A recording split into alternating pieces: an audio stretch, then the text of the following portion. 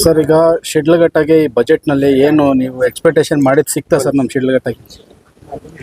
Budget ಜಗತ್ ಜಾಹೀರಾತಾಗಿದೆ. ಯಾಕಂದರೆ ಈ ಗ್ಯಾರಂಟಿಗಳನ್ನ ಉಳಿಸ್ಕೊಳ್ಳೋದಕ್ಕೆ ಸಿದ್ದರಾಮಯ್ಯನವರು ಸಾಕಷ್ಟು ಸಾಲ ಮಾಡಿದ್ದಾರೆ ಆಲ್ರೆಡಿ.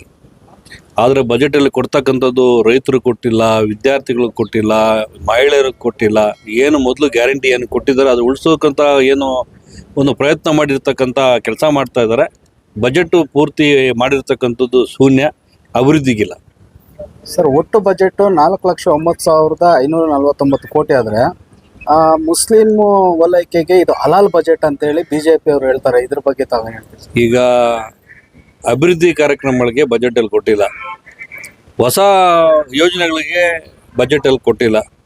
ಹೊಸದಾಗಿ ಕೊಟ್ಟಿರ್ತಕ್ಕಂಥದ್ದು ಏನಂದರೆ ಒಂದು ಸಮುದಾಯನ ಓಲೈಕೆ ಮಾಡ್ತಕ್ಕಂಥದ್ದು ಹೊಸದಾಗಿ ಕೊಟ್ಟಿರ್ತಕ್ಕಂಥದ್ದು. ಹಂಗಾಗಿ ಓಲೈಕೆ ರಾಜಕಾರಣ ಮಾಡೋದು ಬೇಡ, ಓಲೈಕೆಗೋಸ್ಕರ ಕೊಟ್ಟಿರ್ತಕ್ಕಂಥದ್ದನ್ನು ಇವತ್ತು ನಮ್ಮ ಪಕ್ಷದಲ್ಲಿ ಇರ್ತಕ್ಕಂಥದ್ದು. ಮುಂದೆ ಏನು ಶಿಡ್ಲಘಟ್ಟದಲ್ಲಿ ಹಲವಾರು ಸಮಸ್ಯೆಗಳಿದೆ ಸರ್, ಅದ್ರ ಬಗ್ಗೆ ತಾವೇನು ಹೇಳ್ತೀವಿ ಸರ್? ನಮ್ಮಲ್ಲಿ ಅಭಿವೃದ್ಧಿ ಆಗಿಲ್ಲ ಇನ್ನು. ಇವತ್ತು ಶಿಡ್ಲಘಟ್ಟದಲ್ಲಿ ಸಾಕಷ್ಟು ಸಮಸ್ಯೆಗಳಿದೆ. ರೈತರಿಗಿದೆ, ಯುವಕರಿಗಿದೆ, ಕೂಲಿ ಕಾರ್ಮಿಕರಿಗಿದೆ, ಹಿಂದುಳಿದ ವರ್ಗಕ್ಕಿದೆ.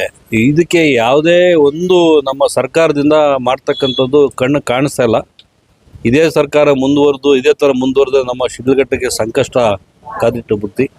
ಇದು ಮುಂದಿನ ದಿನಗಳಲ್ಲಿ ದೊಡ್ಡ ಮಟ್ಟಕ್ಕೆ ಒಂದು ಒಳ್ಳೆಯ ಅಭಿವೃದ್ಧಿಗೋಸ್ಕರ ಮಾಡ್ತಕ್ಕಂಥ ಶ್ರಮಿಸ್ತಕ್ಕಂಥ ಎಲ್ಲ ಕೆಲಸ ನಾವು ಮಾಡ್ತಾ ಇದ್ದೀವಿ.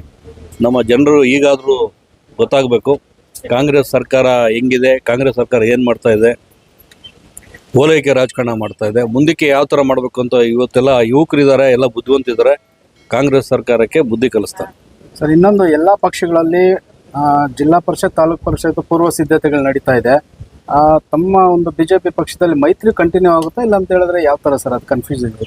ಇವತ್ತು ಹೈಕಮಾಂಡು ನಮ್ಮ JDSಗೆ ದೊಡ್ಡ ಮಟ್ಟಕ್ಕೆ ಜವಾಬ್ದಾರಿ ಕೊಟ್ಟು 5ನೇ ಸ್ಥಾನದಲ್ಲಿ ಕುಮಾರಸ್ವಾಮಿ ಅವರಿಗೆ ಒಂದು ದೊಡ್ಡ ಕೊಟ್ಟಿರ್ತಕ್ಕಂಥ ಜವಾಬ್ದಾರಿ ಇದೆ.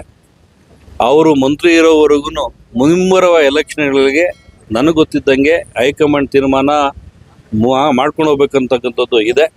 ಈ ಮೈತ್ರಿ ಇರಲೇಬೇಕು. ಯಾಕಂತ ಹೇಳಿದ್ರೆ ನಮ್ಮ ಪಕ್ಷದಲ್ಲಿ ಅವರು ಆಲ್ರೆಡಿ ಇರೋದ್ರಿಂದ, NDAದಲ್ಲಿ ಇರೋದ್ರಿಂದ ಮುಂಬರೋ ಎಲೆಕ್ಷನ್ಗಳು ಕೂಡ ನಮಗೆ ಅವರು ನಮ್ಮ ಜೊತೆ ಇರೋವರೆಗೂ ಮೈತ್ರಿ ಇರುತ್ತೆ.